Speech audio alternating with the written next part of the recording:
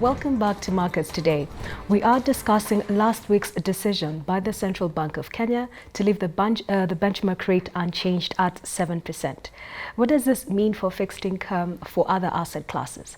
In studio, we are joined by Reginald Kadzutu, who is the head of retail and mass products at Zamara. Welcome back to the show, Reginald. Welcome back. Before we went on a break, we're just discussing the possible impact on money market funds. Walk us through what could happen. Today, money markets funds pay about 10% to give or take. Now that the benchmark is at 7% and there are a lot of things happening at an economic level, what does this possibly mean for this money market fund returns, at least over the next 12 months? Ideally, you expect them to come down because of the measures the central bank did for the commercial banks by reducing the cash reserve ratio. You'll find banks are super liquid. So if you look at interbank rate, it has been playing around 2% to 4%. That means there's no real demand for funds from the banking institution. And ideally, this is where most money market funds will get their yield and return from. So at most, I would expect a bank most probably to give 7 to 8% before any tax and before their fees. And any bank that will be offering more than 8, 9, 10%, then as a money market fund manager, I would expect you to be a bit cautious. Okay. Because then why would they need funds from you at 10% when they can borrow at interbank rate at 3%? Okay. Or even go to central bank and try and get it at a discount window at a lower rate. So ideally, you should expect depressed yields on the money market funds. The opposite side of that is that we might see a bit of risk taking by money market funds, by some of them now investing in bonds or more riskier securities, putting the risks of the funds of their unit holders at risk, trying to get that extra yield or that extra percentage point to keep your clients. Because there's a lot of hopping around and moving around in the market because of people chasing yields. So that makes the fund manager start taking riskier decisions because they want to keep their book or their AUM intact during this period. So that's something out to look out actually for the money market fund sector. Okay. And when you're looking at the money market, so you're saying the yields are going to come low.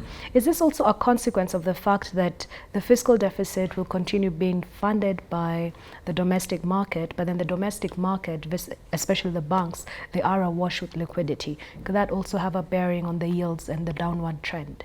Yes, definitely there is a crowding out effect that much as the government refuses that they don't crowd out anyone.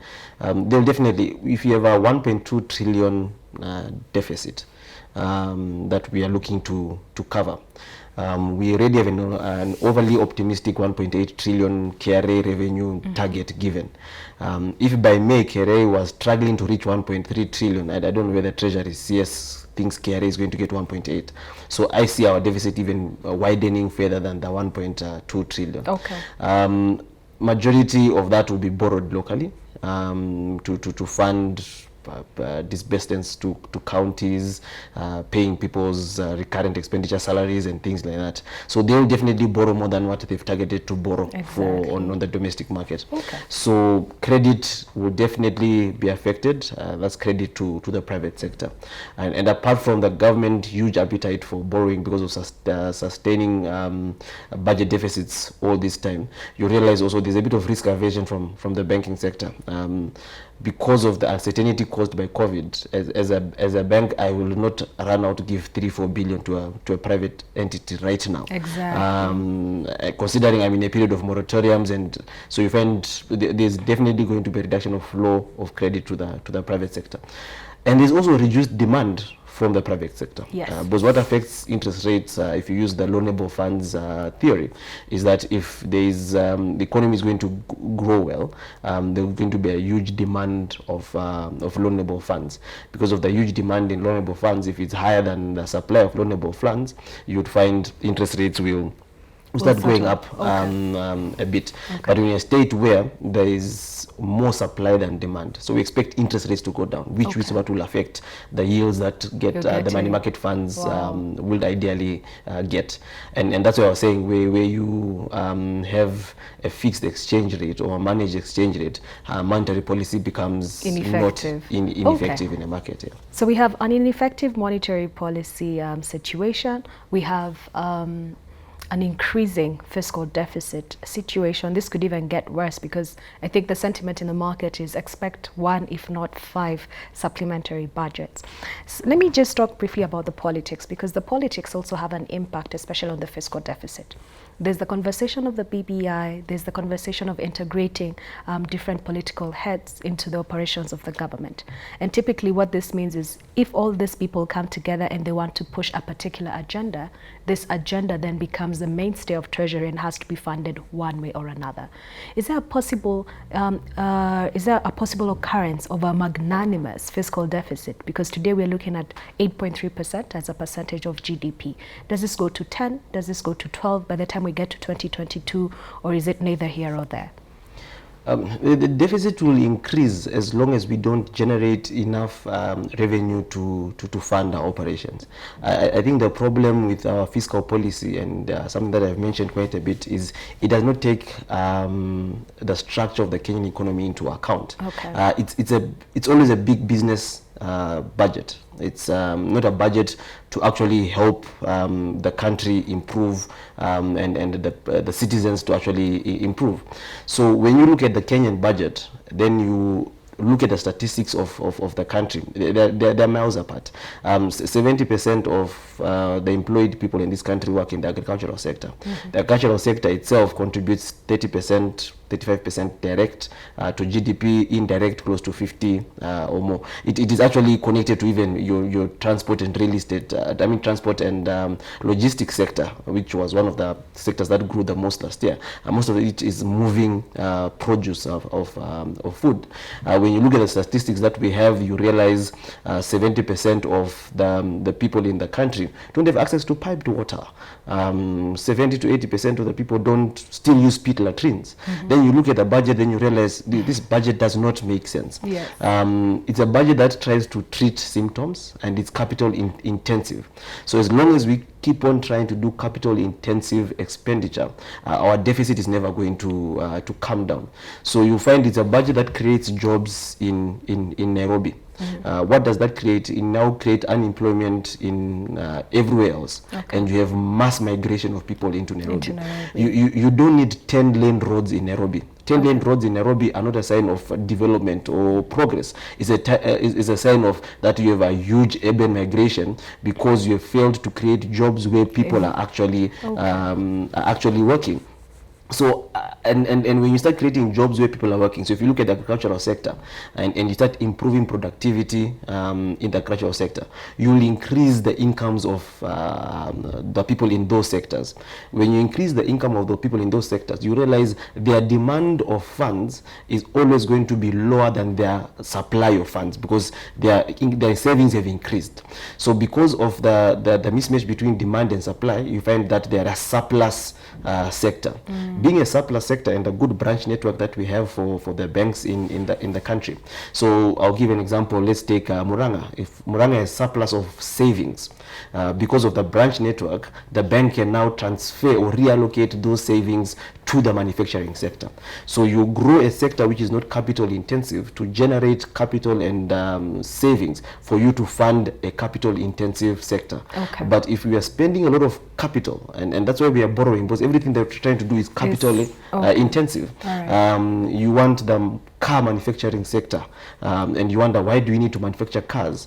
Why not manufacture tractors in the Rift Valley where they are needed? Why are we not doing assembly of combined harvesters and irrigation equipment? So all of a sudden, agricultural output is increasing. and you're also becoming industrial, because now all of a sudden you're making tractors, you're assembling combine harvesters. These plows that we make, you can get people in that sector to actually, people in Kericho, and you get the young people in Kericho to say, let's make the plow. Instead of them cleaning trenches in the name of stimulus package. So there's a lot of what ifs, there are a lot of questions. But now, what does that mean for investments? Because you're bearish on equities. You're saying money market funds are going to have slightly lower returns. You're saying the liquidity is with the banks, which will favor funding the government. So then what should people do? Should they continue holding on to cash? What opportunities are there to make investments in? Usually this COVID time, the best thing, one, cash is king, because it allows you to take advantage of opportunities when they do come. Just like if you look at a yield curve for the bond, the shape of the yield curve tells you people's expectations of future rates. So if they think long-term rates are going to go up, you'll find people park their money in the short term. So with the current outlook that that we have for COVID, being as liquid as possible is good. The equities are actually a good opportunity to enter at the prices currently. If you look at stocks like Bamburi at 18-year lows, but you're not going to enter stocks. That one, I'll interject and say no. You know why?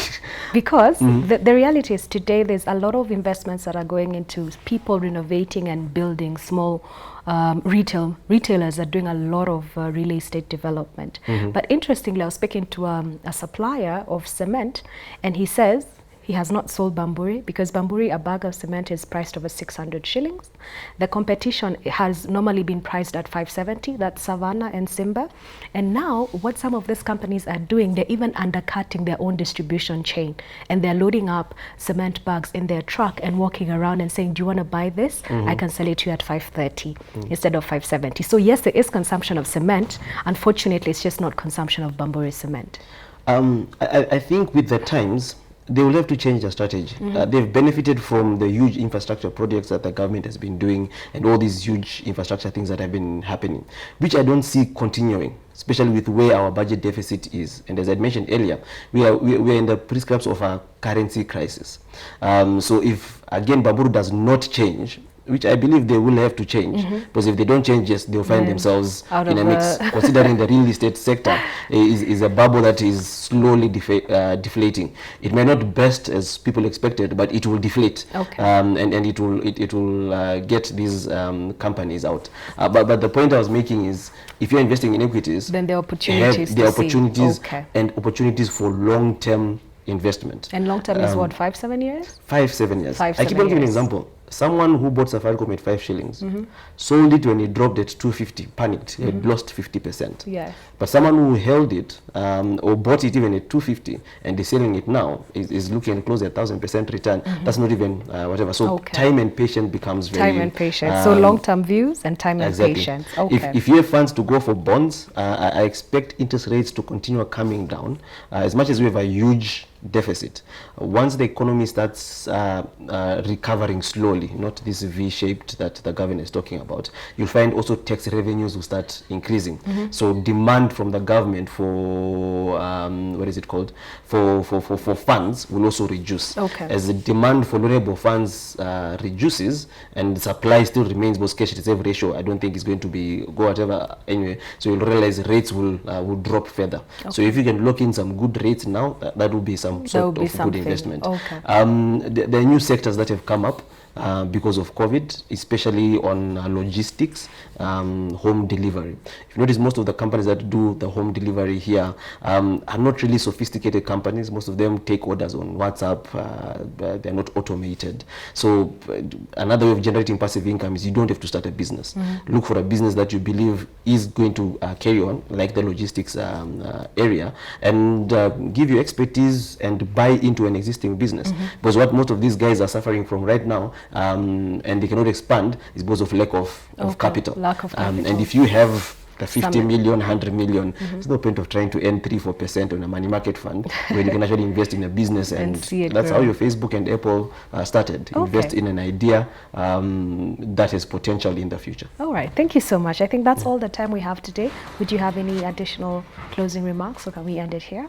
I think we can end it here, and Okay. we just hope our policymakers start making policy decisions that actually are informed by the structure of the Kenyan economy, and stop doing big business policy. All right, thank you so much for your time, Reginald. That was a very engaging conversation, just trying to understand what is CBK saying, what is their intent, how does this affect your money in terms of the investment options that are available. The conversation still continues as this. Cash is king. It's better to hold on to that cash and wait to see an opportunity. Don't create an opportunity out of your mindset.